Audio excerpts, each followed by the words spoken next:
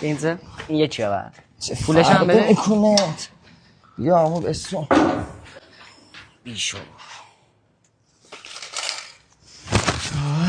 دمت جا میگم ما که کارمونو کردیم ولی برای چی گفتی آفتابه را بس کن برای اینکه بفهم اینجا رئیس کیه آقای رئیس ما 5 جای داریم باقی پوله بده بهمون باقی ندارم یعنی چه نداری؟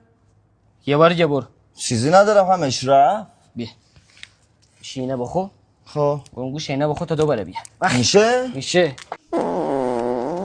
به پا پاره نشی همون این آمبولانسی میاد سوزنی منم خیلی کلفته اذیتت میکنه ده وای شکر شاشا پشکه بنده با سوش این چیه؟ کنزه دیریدم حلاله درس ریدی آدمی حلال کن اوی اگه اسید ریده مادر زن اوستا این وی آی پی چیه؟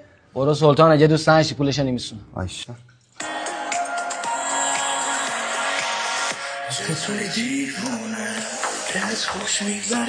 سلطان چطوره؟ عالیه سلطان برو آهنگ بعدی زنده با خوب ریدی؟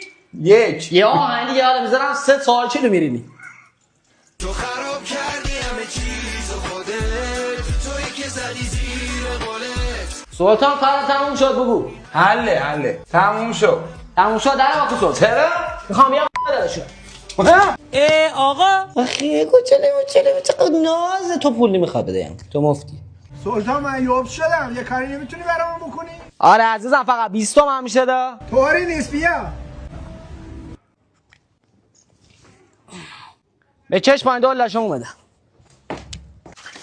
یه زمین خوراک ممنون برو گوست کرده آقا ببخشید من از حال دارم چندی میشه؟ این عزیزم نرخش لحظه یه لحظه حکوم بزنم اتحادی یه لحظه همه جی ساکت زونم نفسم سلام عزیزم کجایی؟ من تو دفترم ای تخم حرومی گاب بابا بگوز نپاچی برو خیلی آخری صدا نکن بابا پس صندوقت کو همه را ریدم خیلی سر پدره ای جان آقا بفرمایین شاشا پشکه نوشید جونت گوزم داشتی نوشته ای رایگان نه عزیزم ببین ذره قربونت برم زیر 2 عدد گوز رایگان 3 بار گوزیدی آقا ببخشید دومیت چیه؟ ببین عزیزم شالا گیر کنه بیرون نیاد اگه میخوای پولمو ندهی لشی تا میرس جلت لاشی مالی 20 سال پیش بود یه شرمنده مزبونم زاده خدا یه لحظه ای کو